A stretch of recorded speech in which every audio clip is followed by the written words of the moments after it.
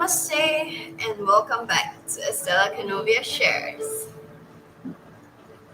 This is Estella, aka Yenling. I hope you enjoy the background music as you hear the rain and possibly the music from this beautiful mantra on YouTube. Let us get settled down and tune into our chakras.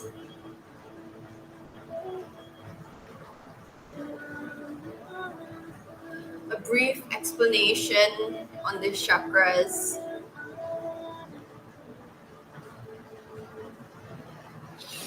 The top is usually white or violet in color. It is where the crown chakra resides. And this is the chakra for spirituality, for connecting with oneness, with the divine, with what you call source or God. That is the part of us that connects with the realms beyond our physical. And any of the chakras even higher than that will bring you to even higher dimensions of ethereal realms. Look at this beautiful black background. Ain't it cute? And the next chakra is the third eye chakra. It's indigo. This talks about intuition, about our ability to tap into our psychic or empathic abilities, our where our higher wisdom comes from, higher intelligence comes from. When we just have certain clairsentience or claircognizance or other types of clairs, there's the ones to do with smelling, taste, hearing, touch even, or even telepathic connections. It all comes from here. How connected are we with our psychic abilities to assist us in really understanding the underlying cause or the deeper aspect of a human being or another type of mineral, animal that doesn't share the same common language as us. It's where we start to sense energy, and when we can feel like when someone's threatening or hostile towards us, like maybe they haven't spoken to us, but they're sending some kind of vibes. So it's from here. And then the next chakra is the throat chakra. This is the blue in color. It can be dark blue, light blue.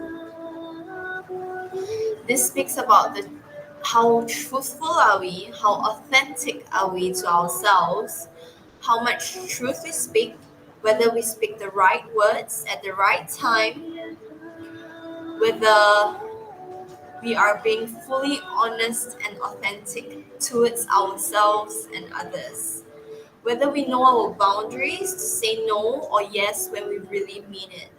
So all these chakras can be blocked, or they can be open, or they can just fluctuate sometimes. They can be open or closed, it depends. The next chakra is the heart chakra. It's green in color and it's in the middle of the chest. This is where your ability to give and receive unconditional love comes from. It's your ability to nurture another, to love another, to care for another without expecting anything in return. It's from a cup that's full. The next one is the belly here. So right below the what do they call it? diaphragm. Right below the diaphragm. This is right below the diaphragm. The chest area. This is the solar plexus. It's yellow in color. It has to do with our power, our ability to stand up for ourselves, to trust ourselves, to stand up for what's right, to fight for ourselves, and to it's like justice, but for ourselves in that sense. And it's about self-worth. It's about honoring and respecting yourself and others as well. And the next one is two. This is the belly button. So two fingers below the belly button, or three, depends whether your fingers are big or small.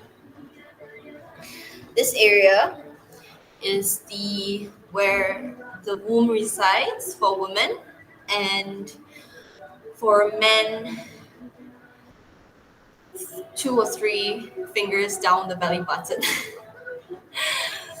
And it's the sacral chakra. It's orange in color. It represents our ability to be sensual, to be sexual, to be creative. How in tune are we with owning our creativity and sensuality that allows us to uphold boundaries and to respect our body as well as our needs, our human needs. So the upper chakras are more about the soul needs, and then the lower chakras are more about the human needs. I would say that intersect is most probably where the heart resides, because the heart, a lot of people say the heart is the gateway to the soul, and in some ways it is true. And the last chakra is actually where the buttocks and the spine, the buttocks and the spine at the bottom of the spine. So where you sit down, that area that's touching the chair, that area is the root chakra. It's red in color. It's about stability. It's about foundation. It's about security. It's about how connected are you with the people around you, whether you feel like you belong on earth with the people that surround you, with your environment, with your family. How secure are you with your finances? How stable you feel you are? Like, are you grounded on earth, or are you flighty, or are you always in your mind, that kind of thing. So people who are always in their mind, that think a lot or feel a lot, usually need to work a lot on their root chakra connection, because it helps to ground them into the earth, and it helps them feel more stable, more in balance in a sense, not imbalance but in balance. I-N and I-M, the difference. And so yeah, and it's so I'm gonna share the sounds, the mantra sounds for these chakras, because I want to sing them, and then I want to share a story with everyone on my mental health journey, actually. Since it's World Mental Health Day today, and I thought that it would be a good idea to share it with everyone. Okay, first things first, let us get going. You can feel free to chant with me or just listen. It's up to you. I will most probably do the chants 3 times. From bottom to down, no, from up to down, and then from down to up for these 7 chakras. So the top is usually quiet, or you can use Om. This area, third eye, is usually Om or Aum, AUM. The throat is Hum, HUM. The heart is Yum, Y, A-M. The solar plexus, the yellow one, is Rum, R-U-M, or R-A-M. And I'm pretty sure it's A, but they all sound the same. That's why. I'm not your go-to for ancient traditions understanding. Do not look for me on that. I know what I know. I use it intuitively. Everything I do intuitively. So I don't like to engage with the mind that much because I only use my mind for like more important stuff. Otherwise, the mind's too overactive, and then that becomes a habit. And it took me a really long time to like not disconnect, but disidentify from the mind. So when I'm overwhelmed, my mind thinks a lot. But now I'm learning to come back into balance again, into equilibrium again. So solar plexus, rum, sacral chakra, orange is VUM, V-U-M or V-A-M. Root chakra, red is lung, right? Yeah, lung, L-A-M or L-A-M, I think. Not L-A-M. Yeah, anyway, let's get started.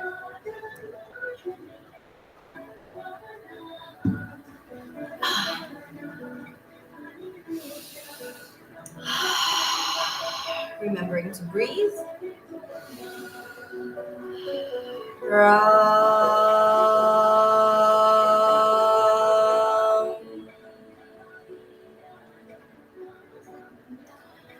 Okay, starting from my solar first. I'll go down and then later I'll go up.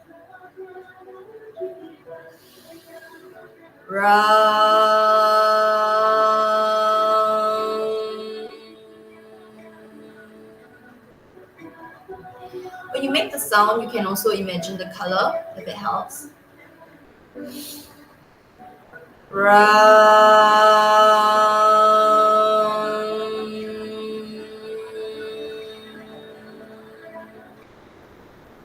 And as you practice doing like mantras and hums and vibrations with your throat, you eventually be able to like open up the higher self sounds, where you can actually connect with that vibration level. So not to worry if you cannot do it right now. The most important thing is to just keep practicing, really, and to keep bringing yourself forward. If you need to, sometimes push a little. If you need to, sometimes rest a little or pull back a little. It's a balance of yin and yang that you got to bring yourself into because you know yourself best, not anyone else.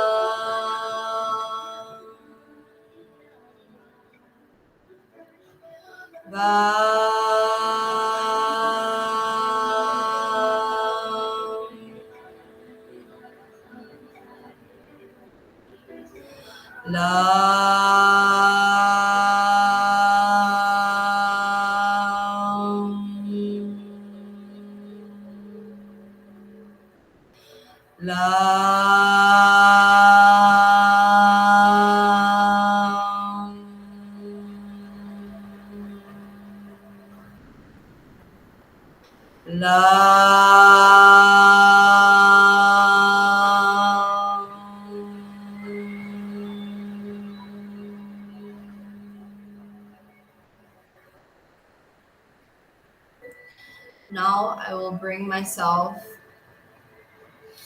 upwards. And then I will come down once more. Lam Vam Ram Yam Yam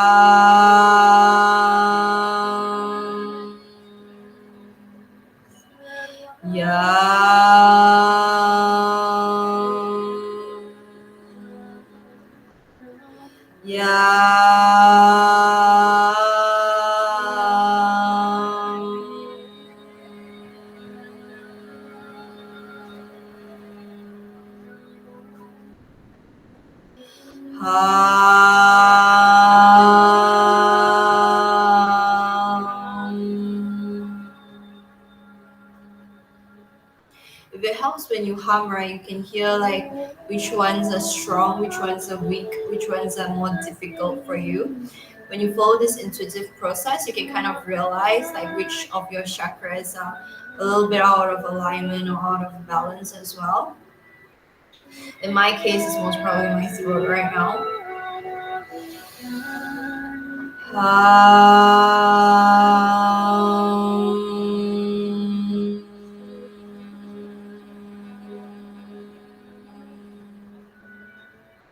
Also using the colors, you can kind of see like when the color of like orange or like blue is like a little bit murky, you can kind of tell that okay, there's something there, I'm not really like using it properly, or like it's not really as in alignment, or it's maybe a bit blocked, or maybe a bit not being able to let it flow, or not in balance in some way as well. You can kind of see that when you come to trust your own intuition.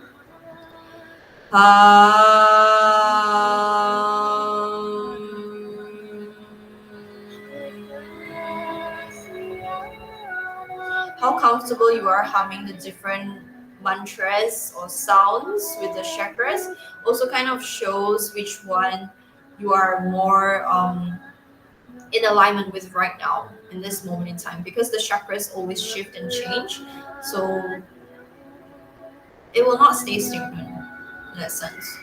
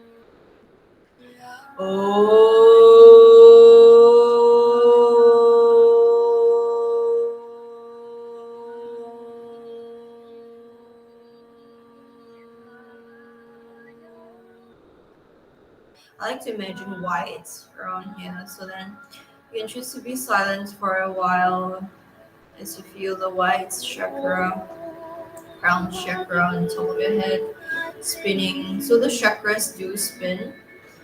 In the ancient Vedic system, it does spin within the body.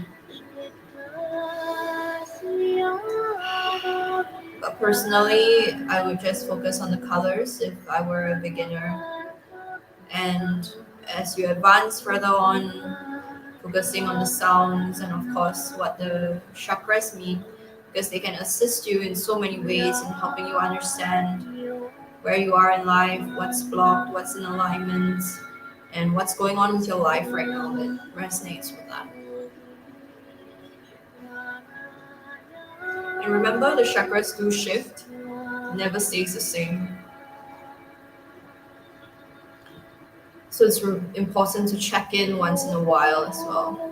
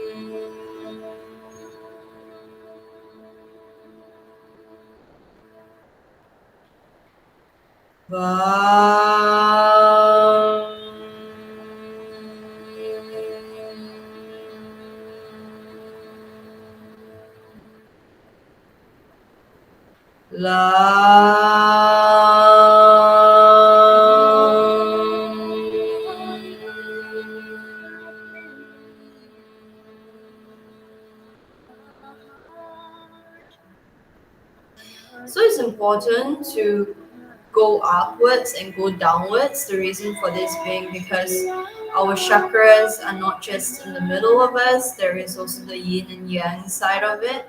That means the feminine and the masculine. And some people believe that in the front of our body there are chakras, and in the back of our body there are chakras, and they don't spin the same way or they operate in a different way.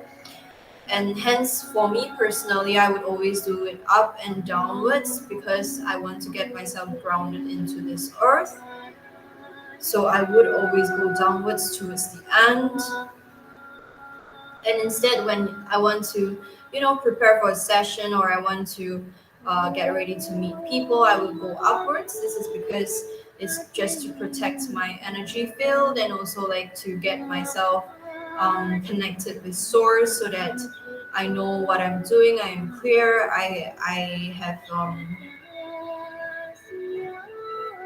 have the ability to connect with others on a oneness level, on a unity level, on a harmonic level. Whereas when I want to just get myself grounded and stabilized and come back to my core, I will go downwards, so that I come back into myself, disconnected from everyone else.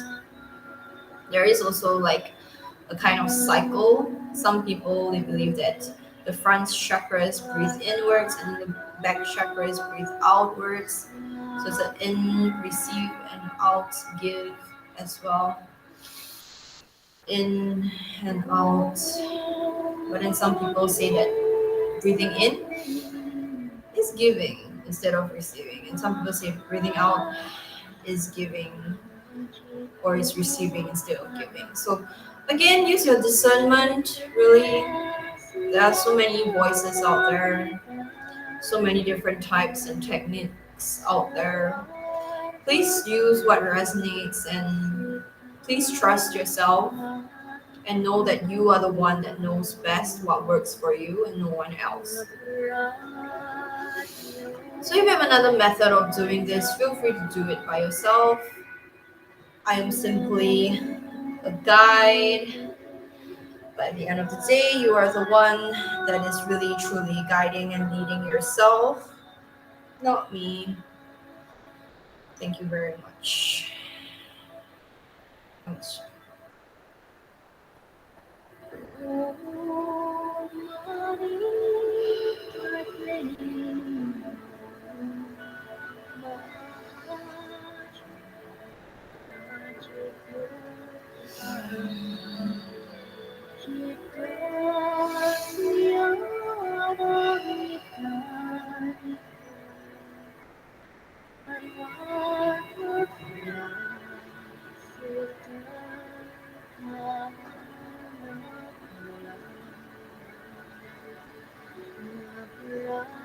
For me personally, I felt like it was a bit harder with my throat and my heart. And this is something I am aware of, like recently in this time as well.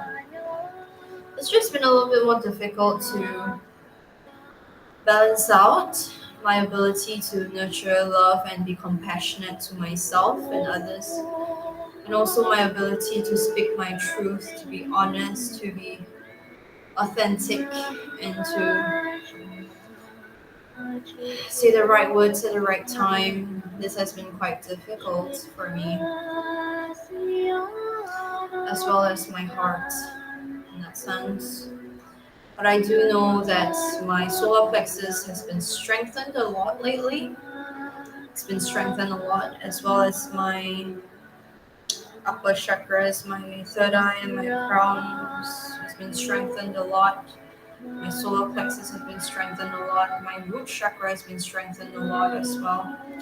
More grounded, more stable, more ability to feel at home with my family, with the people around me, and also to feel more secure in terms of finances and stability as well. And for my sacral chakra, it's kind of in the midst of me learning to balance out how much is how much am I creating, how much am I holding back from creating. So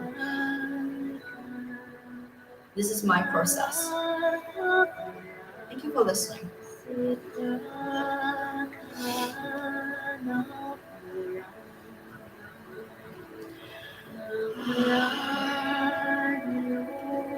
Remember to be gentle with yourself through this process as well. You can follow me and chant 3 times, so you can just do it once, you can just do it 5 times, you can do it 7 times. It's really up to you.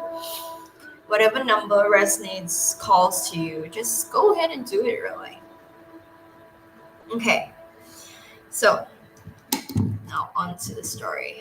After feeling more grounded and more at ease within. This is a really great tune up, by the way, like this chakra sound.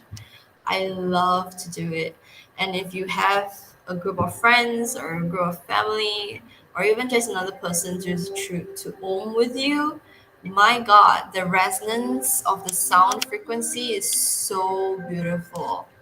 I highly encourage it. And if it helps, go and listen to, people with angelic voices or like mantras with sounds.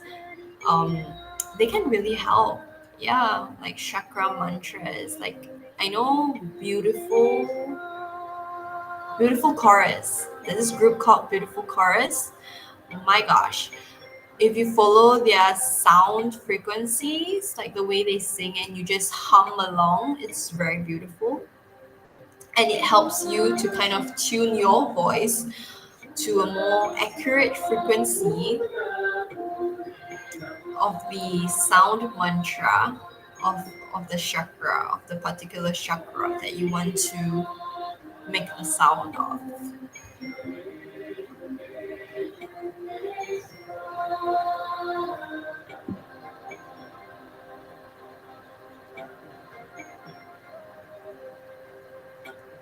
This is a little crystal that I have, clear quartz. It's kind of triangular. It's really beautiful.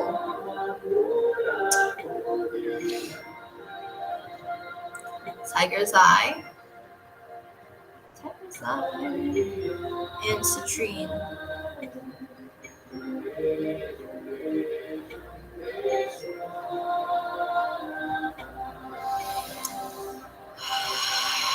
Breathing in and out now.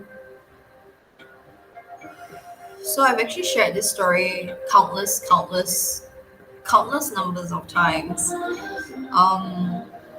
with many different people. And I've also shared it on my social media handles, on Estella Canovia, on Yelling Pinko, on my Instagram, my Facebook, really, many places. And I just wanted to share this because it's Mental Health Day, it's World Mental Health Day, and it might actually be purposeful for some people. I don't know. So let me just start to share some background information. I used to be diagnosed with depression, major depression, and I was on the verge of suicide every single day since I was 12 or 13, all the way until when I was 16 or 17. So what happened was that I saw therapists, I saw psychologists, I brought myself to seek help. Actually, I was desperately seeking for help and I couldn't find my answers anywhere. People were telling me to do talk therapy, but honestly speaking, most of my therapists couldn't give a damn about me, and I didn't resonate with a lot of them. A lot of them really just saw me more as a money-making tool rather than an actual human being. And it's kind of weird because you'd think that they would be more empathetic, but really they aren't. And there's a reason for that. A lot of them are burnt out. A lot of psychologists no longer have the ability to really feel or be empathetic simply because, number one, the studies, so like when you study psychology, it actually numbs you to your emotions. They focus so much on the brain and on research and scientific studies to the point that there is no point in human interactions. Like they completely forgot that psychology is about human interaction. It's not about studying the brain. Leave that to the scientists, you know? So there is that mismatch already.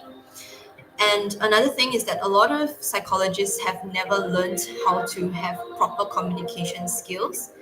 And what do I mean by that? Like comparing a psychologist with a coaching, with a coach and a counselor and a workshop facilitator, let's say, okay.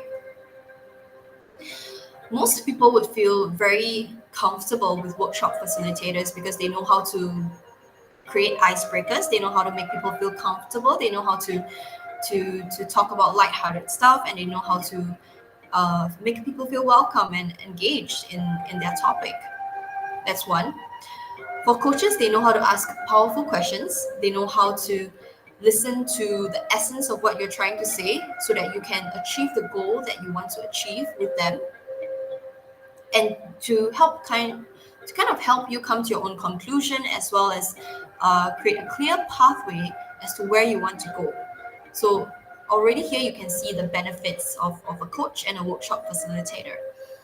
A counselor does not really give you either of these things. Instead, a counselor just listens. They sit there and they empathize with you. They maybe sometimes help you to reframe your thinking,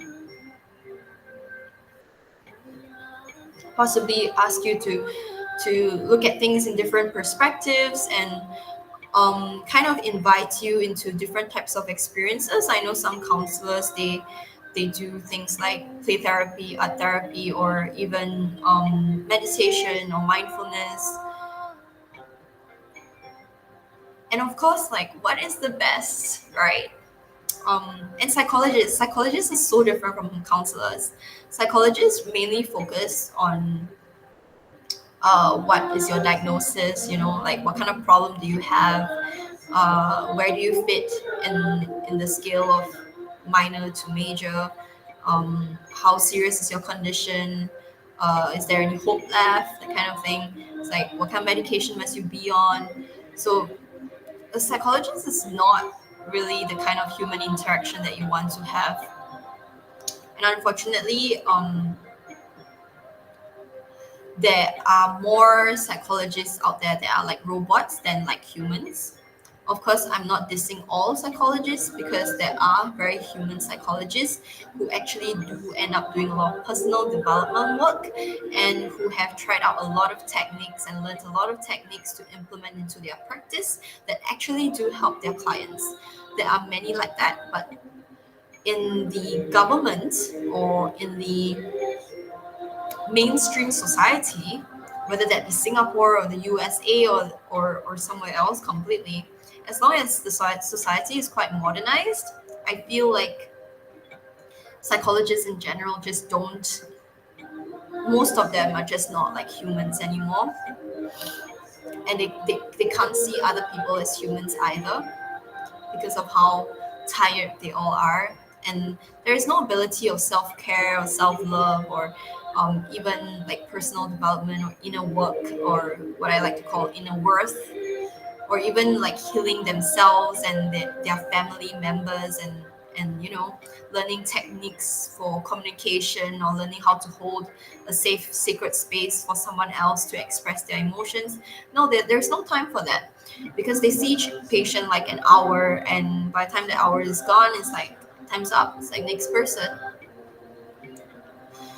So, and unfortunately, I think that there are just way too many patients right now. The ratio from patient to psychologist is just too big of a gap. it's really difficult. And so what's the best option, right? Of course, the best option would be to have a counselor, a coach, and a workshop facilitator, because then you can experience the benefits of all three. I personally wouldn't recommend a psychologist at all, unless you want to have a label stuck on you and be on medication, you know. But if that's not what you want, if what you want is really to solve your problem, and whether that be a psychological problem or whether that be a emotional problem or even possibly a past life problem, I would highly suggest a therapist that is in the alternative field, that is a coach who has done personal development work, a workshop facilitator that knows what they're doing, that knows how to hold safe space for other people to share, or a counselor that has done a lot of their own inner work as well, and who are open to exploring different types of energy healing modalities and implementing them for their clients. Of course, with their permission and with ethics in mind as well.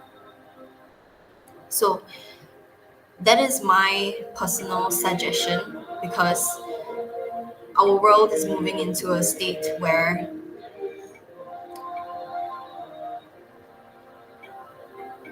we can no longer be robots. That's of the old generation. We can no longer be robots. A lot of the younger generations are highly empathetic, highly sensitive, and highly intelligent souls. So many, especially those born after 2010. They are also such amazing souls, and we cannot see it unless we have done our own inner work, unless we have learned to heal ourselves, love ourselves, and care for ourselves. And honestly speaking, a lot of psychologists have not done the inner work. You might think that they have or they should have, because to be able to serve another, you must first learn how to serve yourself. You must first learn how to be able to educate yourself, to take care of yourself, to nurture yourself, love yourself, and heal yourself before you can heal another, right? No, unfortunately, in our society, in our modernized ways, a lot of people are called psychologists without even having done much inner work, who do not even have a lot of um, levels of self-awareness. This is very, very unfortunate, but it is the way it is. And that is why it's so important for us to really take a deep look at ourselves and ask ourselves the questions that are necessary. And for me personally, I have gone through all routes. I have experienced all four routes that I just mentioned. I've had people who are coaches, I've had people who are counselors, I've had people who are spiritual practitioners, I've had people who are therapists, whether play therapists or alternative therapists. I've had psychologists, I've had workshop facilitators as well. So I highly suggest going out there to explore, and also really like trusting your discernment, learning to ask yourself clearer questions, deeper questions, and gaining the answers from within you that comes from a space of silence and stillness.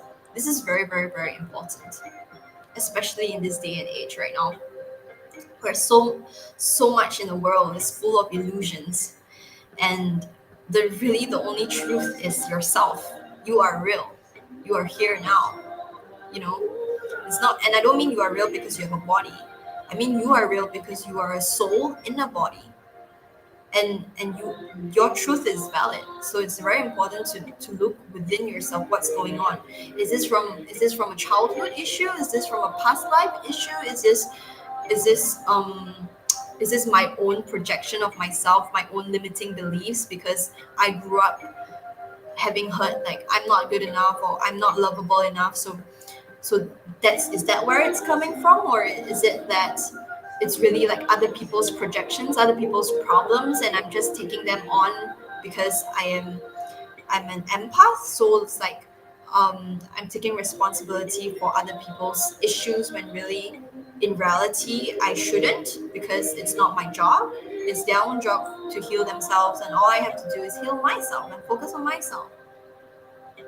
So it's important to be discerning and see where your thoughts, your emotions, your sensations are coming from. And it's so helpful every time when we meditate, when we come back into the present moment, when we ground ourselves, because this helps us, truly helps us to see where we are at and who are we embodying. Is it ourselves? Is it an illusion? Is it someone else? And that's important. This is important work. You are here today because you are important. If you weren't, you wouldn't be here today. So you are important. And even if you aren't here today, if you're a spirit flying somewhere, you are still important because not people, sorry, souls on the other realm usually are there to assist us, help us. Of course, then again, it depends, right? Because there are different types of spirits in a sense.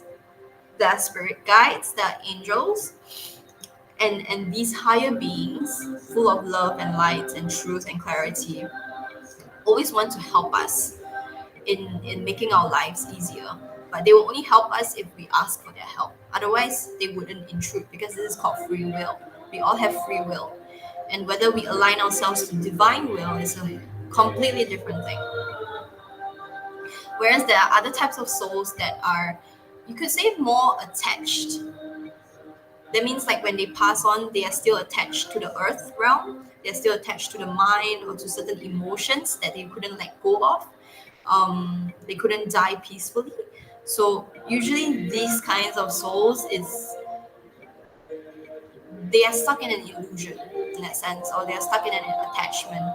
And of course, we wish that one day they can go on to the other side and see the love and light and joy and bliss and freedom that pervades them, that cleanses them, that welcomes them and loves them completely.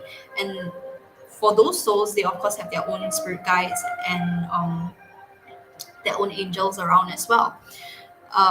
Why they are still on those levels is simply because, again, free will. Because at the end of the day, we all have free will, whether we are a soul or a human, and it comes down to choice. When we allow for a small opening of light to come in, that is when guidance can come through. That is when our spiritual helpers can come in and be like, hey, I'm here. Do you want my help? So that is number one to remember, because what I'm going to share may or may not be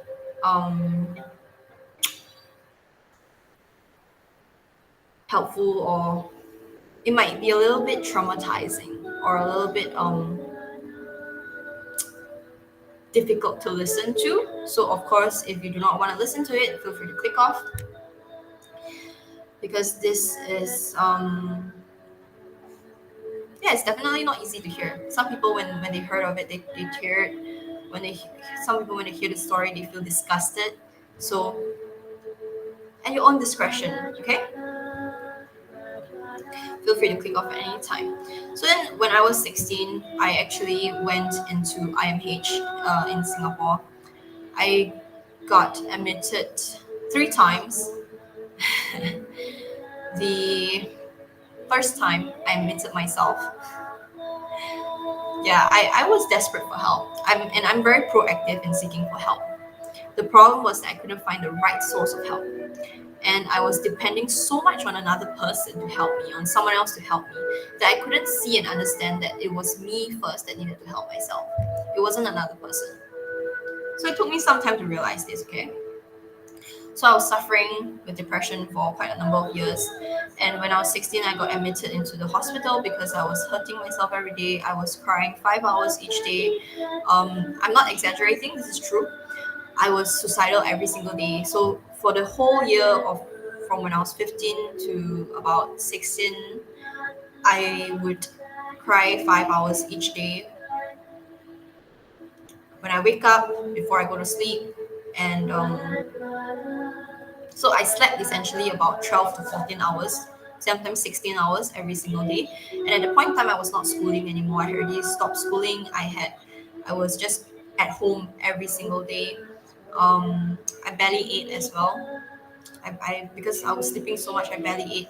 Most of my time was spent crying and feeling negative and suicidal than anything else. And it was a great purging process, though. Not gonna lie. um, so it was a very difficult time for me and my family. Extremely difficult. And for myself, especially,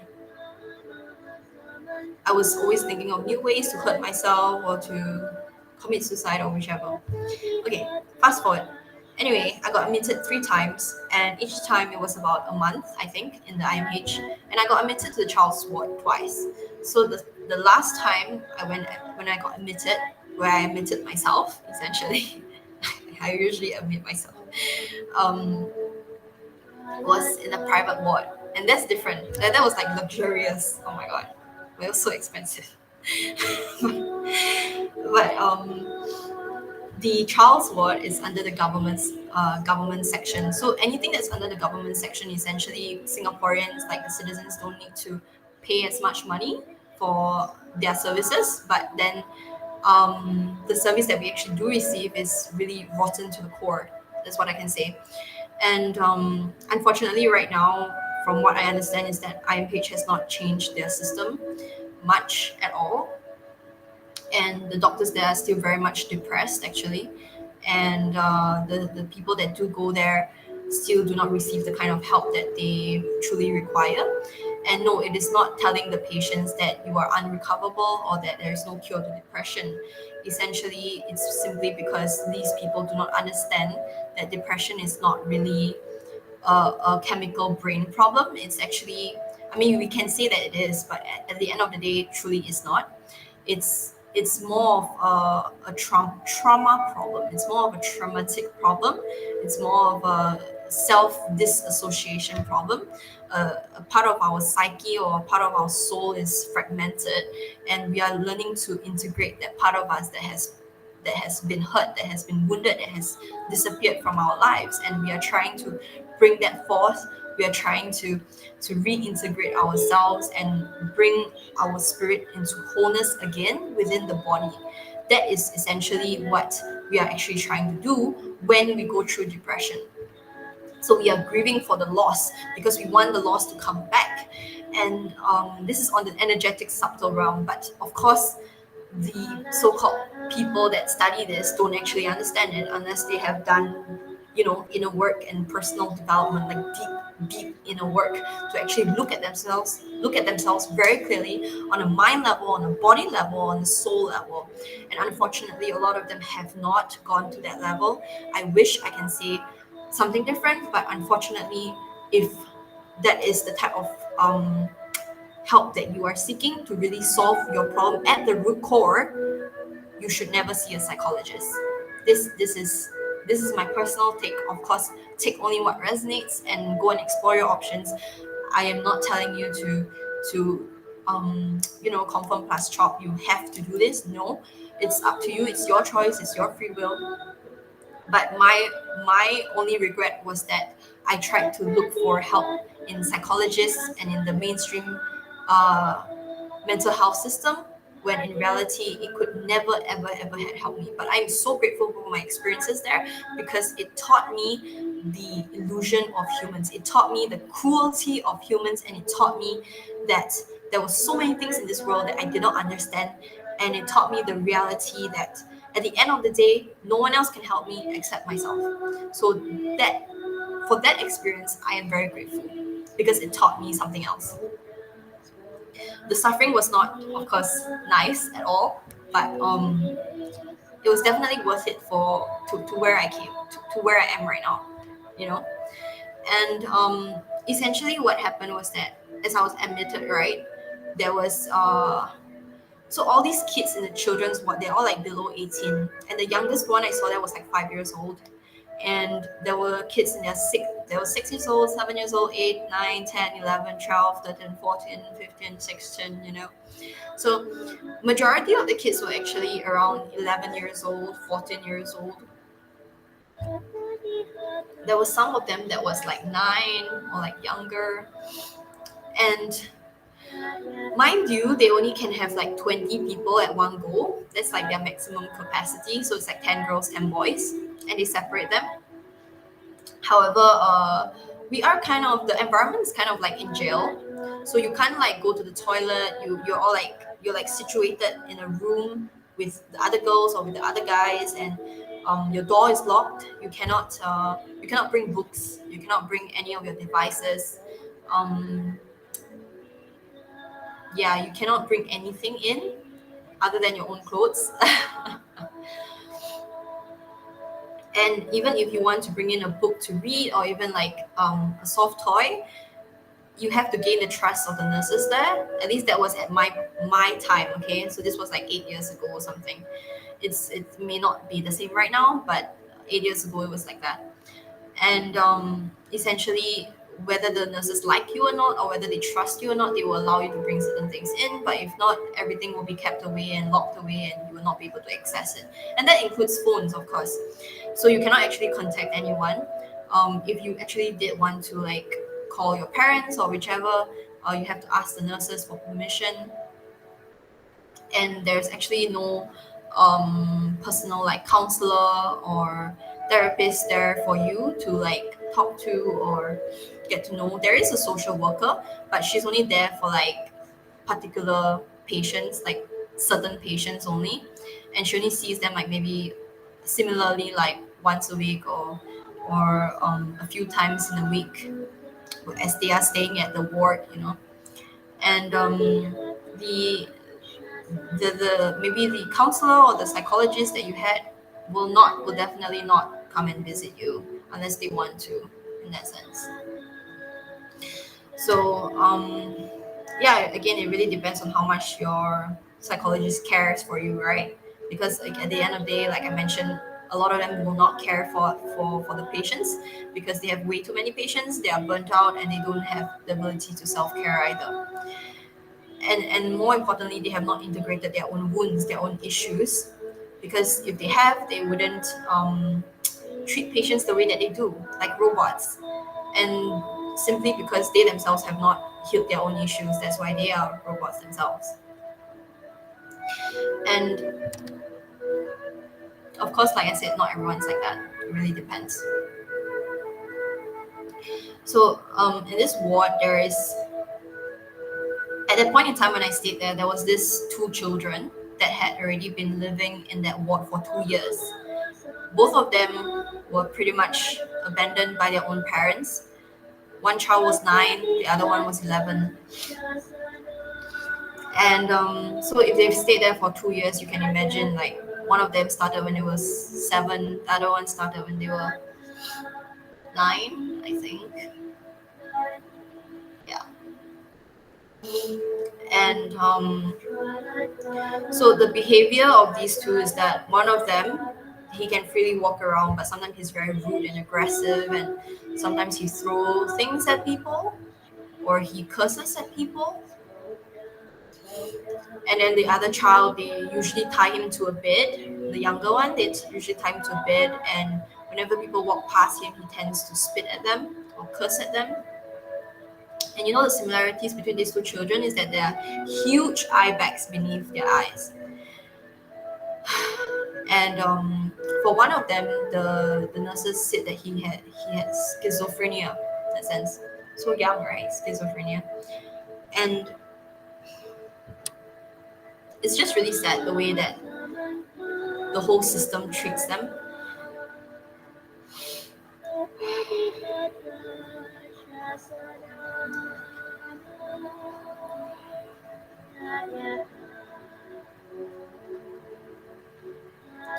At the end of the day, right, it's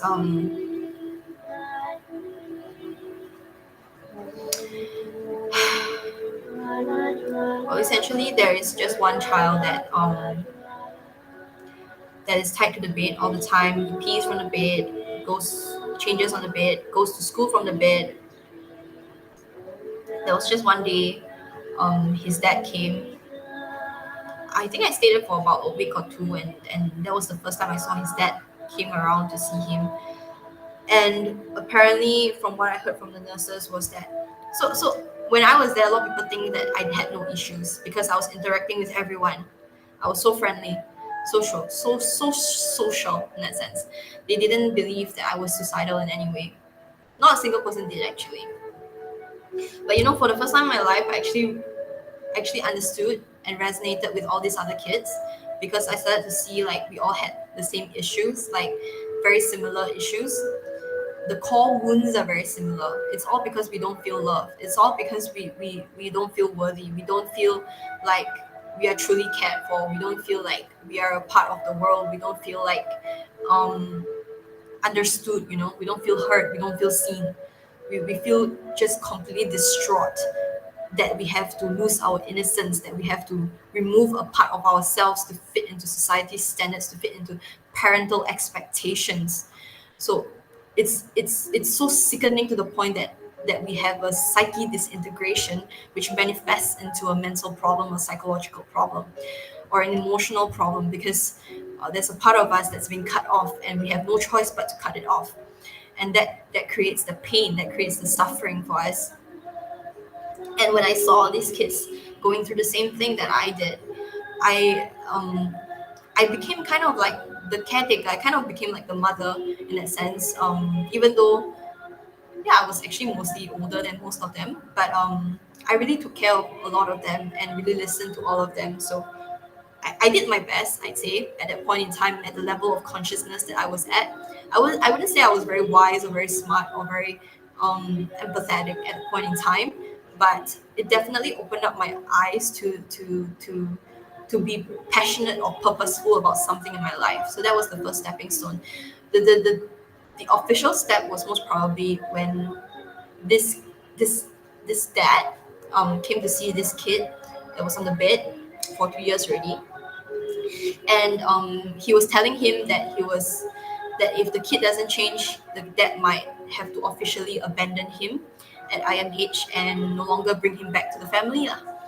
So what happened that night was that in the middle of the night, about 2-3 a.m., I think this child that was directly in front of the nurse's station, that's where his bed was, actually started crying and screaming and became vulnerable, extremely vulnerable. So he was usually very aggressive, but this time around he became very vulnerable, very sad. And he said, "Why does no one love me? What did I do that was so wrong for my parents to hate me? Why why does everyone hate me? Why am I not lovable? Why am I being treated so unfairly? Why is this happening to me? What did I do to deserve this?" So it's things along those lines. But especially the line where, "Why does no one love me?" So so that was, I started crying like a lot as I was sniffling into my pillow. We weren't allowed tissues either. We weren't allowed to go to the toilet to have tissues or to have any meal that we wanted. And even the meals that they gave us was very, very little. It was very um, it wasn't very nourishing, I would say. Although we did receive 3 meals a day. And the hygiene was so bad. Like there was only one toilet for everyone to share, especially when we were not in our rooms. Like so, there's 2 rooms. There's one is in the inner room where there's boy and girl toilets like separated, and it's like huge and big, and you can bathe there. You can pee there. I don't know. There are like I don't know like 10 cubicles or something. That's a lot. I don't remember exactly how many, but it was a lot. And but on the outside, like where you eat, there's only one toilet, and it's shared by everyone. So it's very disgusting. It's very dirty, and nobody ever washes it. It's terrible. Um, uh, yeah, and it's also where we sometimes have like art therapists or like certain people come in to share with us like how to cook or how to bake. something like that, just something fun. But that's usually only like once in 2 weeks or once a week. So depends on when you are staying there. You see, if you happen to stay there during the time when there's no one there, then there's no one there. And usually these sessions are like only for 2-3 hours, not that long either. Most of the time, people just sit in the canteen area and like talk to each other, get to know one another, become friends, that kind of thing. So yeah, I meet a lot of friends. But the doctors don't allow us to make friends, really. They feel that we would drag each other down and encourage each other to go and kill ourselves. That is all they think about. They just want to prevent our suicide, but they don't want to prevent the real problem. So the malfunction of mental health systems, especially the traditional ones in our society, is that it doesn't really touch on the main core problem. It instead tries to prevent suicide, when really there is no need to prevent suicide if you touched on the core problem. But the problem is that you can't touch on the core problem unless you yourself has touched on the core problem. That means you yourself have already done the inner work, you have done the personal development, you have gone deep enough, you have healed your family, you have healed yourself, you have healed your spouse, you have the ability to heal your relationship with your children, with your parents, with your friends, like when your life is in balance, when your life is in harmony and you are full of love and you are able to give that love to someone else, that is when you can really help another person, because you have touched on your own inner demons and you have transmuted them. That is when you can help. The problem with our society is that most people have not touched on their inner demons, and they don't want to touch on their inner demons, and they are in denial of their inner demons, thinking that they are perfect human beings, or perfect societal beings, and they feel the need to conform so much with society, to the point that they have lost themselves, they have lost the essence of who they are, and they do not want to face their demons, they do not want to face their problems, and yet they still try to help other people when they themselves have not touched on their own problems. You can never, ever, ever, ever help someone else touch on their own core problem if you yourself have not touched on your own core problem. This is very important to remember, so that you know that we cannot truly help another person until we have truly helped ourselves. This is very, very important. And if everyone took this seriously and actually started working on themselves instead of focusing on other people all the time, the world would be changed. Our mental health system would be changed. It would not be the way it is right now. And we would truly be able to help people, not not the way it is right now. Definitely not. And where was I? Oh my god. So yeah, this kid was crying and I was tearing. And the first thing that the nurse in front of him said, instead of being like nurturing and kind, it's like, hey, it's okay, like you're still loved and you're still wanted, you're important, No, what did she say? The nurse said that you deserve what you deserve. You deserve to be abandoned. You deserve to be unloved. You're such a bad child. You're so bad. You're so aggressive. You're so mean. That's what the nurse said, It's like, you deserve it. You deserve to be abandoned by your parents. You deserve to be unloved by your parents. No one would want such a child like you.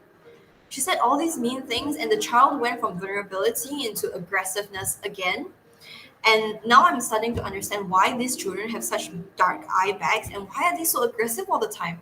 How can a child change and be nurtured and be rehabilitated in an environment where the nurses are always putting them down? If the environment is always putting them down, telling them that they are not worthy, they are not lovable, they're not meant to be here, they might as well just be dead, essentially, because they're such a bad child, because they're not perfect in their eyes. Then how can you expect anyone to change? How can you expect anyone to get better? You cannot expect people to get better when you give such negative treatment. That is not possible. Oh my god, we are not freaking robots, we are human beings. We have emotions, we have thoughts, we are an actual living being. How can you treat another living being that way? And of course, I empathize with the nurse too, because she's burnt out. She has no ability to love herself or care of herself, because if she did, and if she had reconciled with her own parents' issues, okay, with her own past life issues, with her own issues, even with her child or with her spouse, because she was obviously projecting her unmet needs onto this poor child that was already heavily traumatized and heavily aggressive, and yet she still wanted to do that because she couldn't handle this child's demons coming out. She couldn't handle the vulnerability and the depth of level that this child was showing. She couldn't be nurturing because she wasn't nurturing towards herself either. She was self-criticizing. She was hurting herself, so she felt the need to hurt another person. Essentially, at the end of the day, when we have been hurt by other people and we have not resolved that hurt, we have not resolved the ability to care for ourselves, we can never, ever, ever, ever care for another person. We will end up hurting another person. This is inevitable. It's a cycle that keeps on going and going and going until we have the ability of self-awareness to realize that we must change this. And if we do not change it, if our free will just keeps saying, you know what, I don't care, it's other people's problems, I don't want to give a damn about it, then yeah, nothing will change. People will keep hurting you, you'll keep hurting people, it doesn't change, nothing will change. So everything starts from yourself. If you yourself can transmute your pain, if you yourself can come to a space of acceptance, integration, and love for yourself, deep love for yourself, deep respect and worth for yourself, then you can go and help another human being who's struggling at that level. You cannot help another being who's struggling at that level if you yourself are not there. If you yourself are struggling, you can never help another human being that is struggling. It's just not possible. So, yeah, she said that, and the kid got angry. He started spewing vulgarities, spitting at her again, the whole cycle. And the next day when I woke up, he got brought to the isolation ward, and he was tied up like that and put into a small, cushioned room that barely had any space for him to walk around in, actually. And there was just this, it was like prison. It's like prison, okay? It's like prison. And there is like this small opening of a hole for people to look in, like just for the eyes, and that's about it. And it's so dark. It's terrible. They punished him for that when it was the nurse's fault. Yeah. So anyway, the next day I saw the board of doctors and I went to speak to them, and I shared with them passionately. I wasn't angry, but I was passionate. I was like, do you know that this happened with your nurses? Do you, do you know that this is not the way to treat your patients if you want them to get better? So I was trying to reason with them, okay? I was not being emotional. I was trying to reason with them, trying to state out the facts of things. And they just wouldn't listen to me. They were just so annoyed, and they just wouldn't listen to me. Each one of them had like eye bags and were tired and were like sick, and I don't know, man. But they were like, just don't give a damn about anyone else except yourself. Get yourself out of here, get yourself better, and just stop keep committing suicide so that you don't come back, so you don't get influenced by anyone else. And yeah, if you ever come back, you might end up staying here forever, and that is not what you want. So get yourself out of here and never come back. That is all they say. And the funny thing was that when I was at other hospitals other than IMH, they all told me that IMH is fully well equipped to handle suicide. Yeah, right. It's extremely more 100% ill equipped to handle it than the other hospitals. At least in the other hospitals, they had therapists that actually could empathize with you and could give you art therapy, sound therapy, song therapy, dance therapy. They could at least do these things that actually help to elevate a person's self-esteem. And yet they said that IMH was more well equipped. Yeah, right. No, that's bullshit. When you're in IMH, every single day you hear someone screaming and crying. Every single day. And this screaming and crying is not like normal, crazy screaming or crying out of randomness. It's actually a gut-wrenching, painful, suffering kind of crying. It's as if that person is boiling in hot water, in fire, suffering in deep pain kind of crying. I'm not sure if you've ever heard people cry that way, but it's deadly every single day, and it's a different person all the time. So yeah, try living in that for like many years. Of course, anyone that stays there would go crazy. Ultimately, it's not possible not to. Okay. When everyone is trying to degrade you and tell you like you're not good enough, you're shit, you'll never be better. The system is this way. You have to be on medication forever because you like have a mental problem and you're like the outcast of society. So yeah, you have to rely on this for the rest of your life, and everyone's screaming and crying every day. So yeah, you're crazy, and so you have to become crazy like everyone else. Have you heard of the sheep mentality, the herd mentality? Yeah, that's what happened when you bring yourself into an environment where everyone is telling you to be something you're not. So ultimately, you become that thing anyway. So yeah, you would end up becoming crazy, without a doubt, if you stay in IMH long enough. I am not kidding. So yeah, um, that was essentially what the doctor said, and they said that they will let the head nurse deal with it if there's any like so-called training needed for this other nurse. But honestly, I don't think they give a damn. And these doctors can't even differentiate the difference between passion and anger. They thought I was angry when I was sharing passionately about how it was wrong and unjustified for the kid to be punished when he was being vulnerable, and why there wasn't anyone that was actually doing real rehabilitation. They got ang- they were the ones that thought I was angry, but they couldn't differentiate the difference between anger and passion. So it was only until I explained to them that I was not angry at all. I am very calm. I am just passionate. I am just passionate because I don't understand why you are doing this when you can do things a different way. At the end, they came to a loss of words other than just telling me to just get myself out of there and to not be friends with anyone, to not care about anyone. Unfortunately, I couldn't like continue being friends with any of the people that I were friends with there in that sense because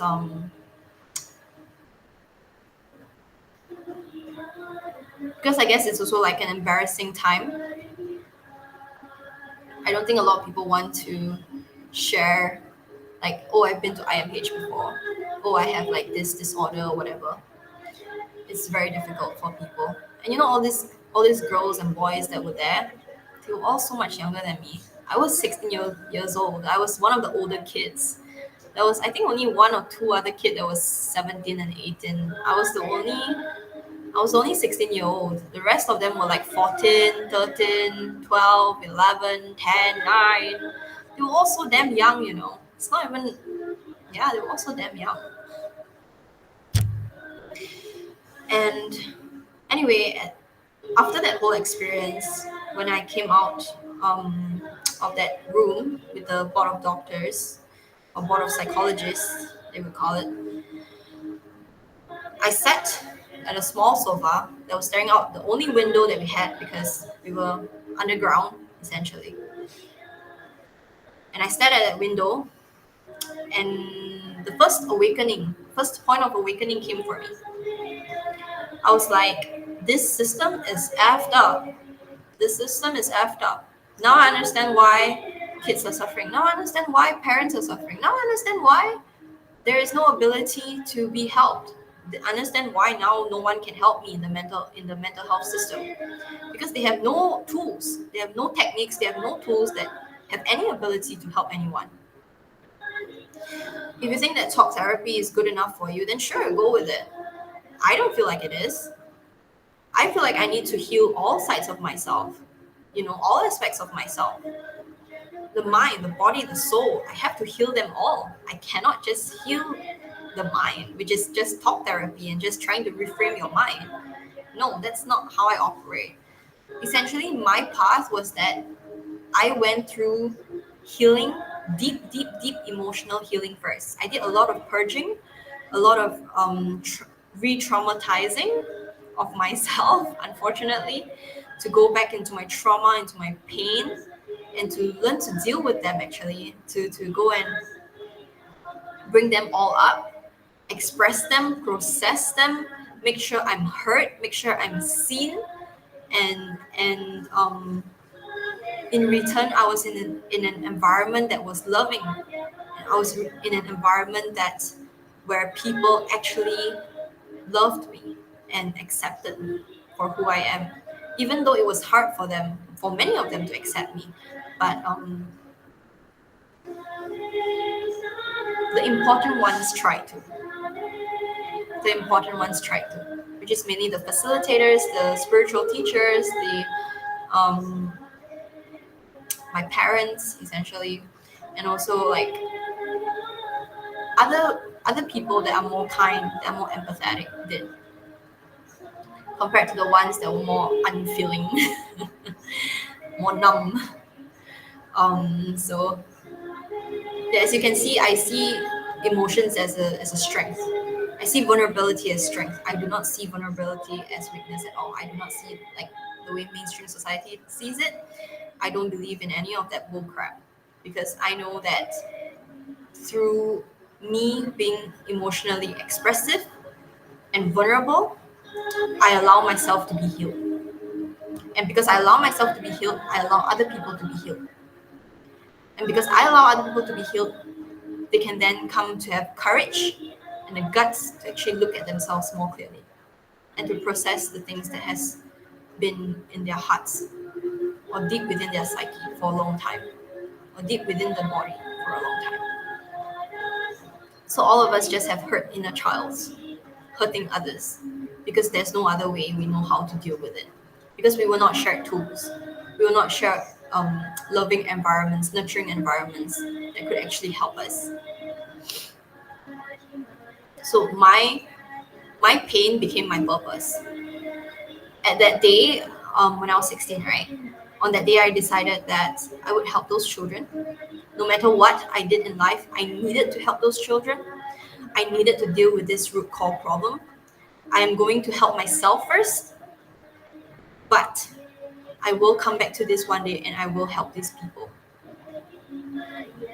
I will change the system. That's what I told myself. I know the system will change one day.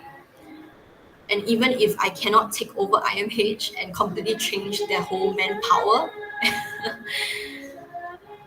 I would choose to create at least another environment that people can choose to go to nurture themselves. That is in a way that is healing, that is rehabilitating, and that actually solves the problem instead of trying to avoid the problem by making everyone crazy. So yeah, that was one of the deepest illusions that I had to disintegrate. Because when I was young, I used to believe that the authorities knew what they were doing, until I had that experience and I realized that all these people were not adults. All the doctors and nurses were not adults. They were just hurt inner child. They were just hurt children, hurting real children, because they had no ability to heal themselves. They had no capacity, no tools to heal their own inner child that is wounded and hurt. So they take it out on other children, real children. And it's the same thing, with other patients, with other IMH patients. They do not see them as humans. I don't know if things have changed, but it seems like still the same way, considering that I have heard from other people who have been through the IMH route and don't feel like their problem has been solved. So, yeah. But it has really brought me to clarity to really help myself. So when I was 17, I decided to fully help myself after experiencing this angelic wings wrapping around me as I was in pain once again and negative thoughts once again. And when I decided to step up and really help myself get better and depend on myself, I started to find a lot of like metaphysical teachers, and I started going for workshops. And eventually I came across a spiritual teacher through a mutual friend that my mom was um, doing business with. And then me and my family started going for workshops and her retreats, and we went for like 2-3 years, and I did so much purging, so much healing, so much processing. And I was not the only one that was transformed. Both my parents were transformed too, and my relationship with them completely changed. So it used to be one of abuse and negativity and degradation, and everything just had to be like caning or like beating up or like degrading the child, or like whenever I cried, my mom would like run away and like pretend that I'm not there, that kind of thing. So not wanting to deal with anything, and me having no ability to support myself because I don't know how. So yeah, our whole relationship changed. I was very vengeful towards my mom actually, especially because it was such a difficult time for me. My childhood, I mean. And then all of that needed to be changed. I needed to take responsibility for my life. I needed to start learning how to nurture myself. I needed to start learning how to hold healthy boundaries, how to align myself with my truth, how to rebuild my capacity to reparent myself. Okay, so my parents couldn't parent me, so I needed to learn how to parent myself, parent my inner child that was so wounded and so hurt and so full of vengeance and pain and suffering and suicide. My gosh, I really needed to go through all those steps and disintegrate so many parts of myself, and to reintegrate so many parts of myself that I have lost. So at the end of the day, oh my god, I've gone on for so long. At the end of the day, you know yourself best. And please know that wherever you are on your journey right now is perfectly where it's meant to be. You will understand. If you're in a process of pain right now, you'll eventually come to understand why it's necessary. It's so funny because my whole life in my childhood, I had so many people tell me, like, this will come to pass and you will know the reason why this had to happen. And at that point in time, when I was in pain, I couldn't accept it. I'm like, I don't want to experience this. I hate this. I hate this. I don't want to experience it. I was in so much resistance until when I came to IMH and I saw how the kids suffered, and then it became my purpose. It became my purpose. So every time when I was feeling suicidal and I was almost on the verge of death many times, a voice within me would always remind me again of my purpose. So many times that saved me. Many times that saved me. And it also really taught me that I was not the only one with essentially not so good parents that didn't really have great parenting skills. Or like I was not the only one that didn't grow up in a nurturing environment, that didn't grow up in a loving, nurturing environment, and would explain all my traumas and the negative belief systems that I had within myself. And even to today, every single day, I have to meditate. I have to bring myself come back to my own center. And sometimes I do still end up depending on my parents to like nurture and nourish me. But most of the times they still cannot. Because like I said, right, the level of depth you have gone to yourself is the level of depth you can help someone else with. So I needed to really learn how to do that for myself. And I still am every single day. I'm learning, I'm implementing the practices that I've learned, bringing them forward to my own inner life, learning to show compassion to myself, acceptance to myself, learning to be with myself, to be truthful, to be helpful, to be caring towards myself, and to honor myself. Like sometimes I still abandon myself and get angry at myself. And that's okay. The most important thing is that after you do that, can you come back once again to the present moment and tell yourself it's okay. It's okay. You're perfectly all right now where you are. It's okay. I've got you. You're here. I'm here with you. You're not alone. It's okay. It's all gonna be okay. It's whether you can soothe yourself and tell yourself like, hey, I'm loved by the universe. Even if I can't feel it right now, I'm loved by the universe. And I'm not alone. We are all never alone.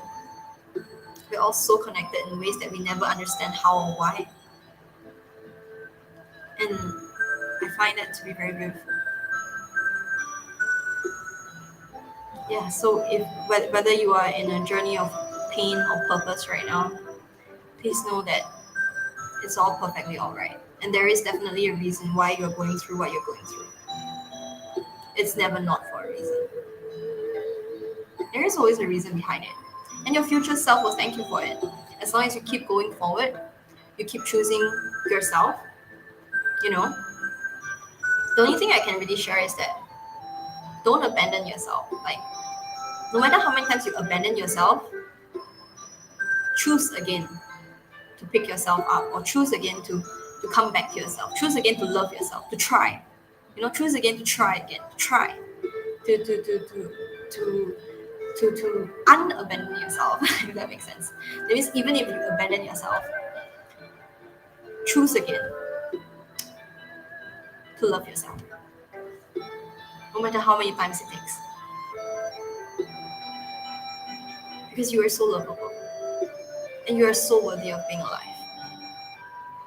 But you must come to this understanding yourself. You must come to see this truth yourself. You must come to feel it deep within yourself and accept it within yourself. It's not something anyone else can give to you. You must do it for yourself. And this is why I say live for yourself, don't live for anyone else. And this is something I needed to learn also. My God, I lived for people for so long, for so many years. So yeah. Thank you for listening thus far. I hope you have enjoyed this video.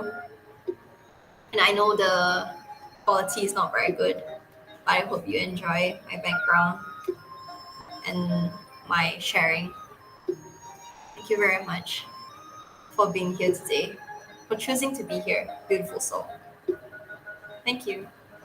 And have a blast weekend, month, wherever you are. And remember to keep choosing to love yourself.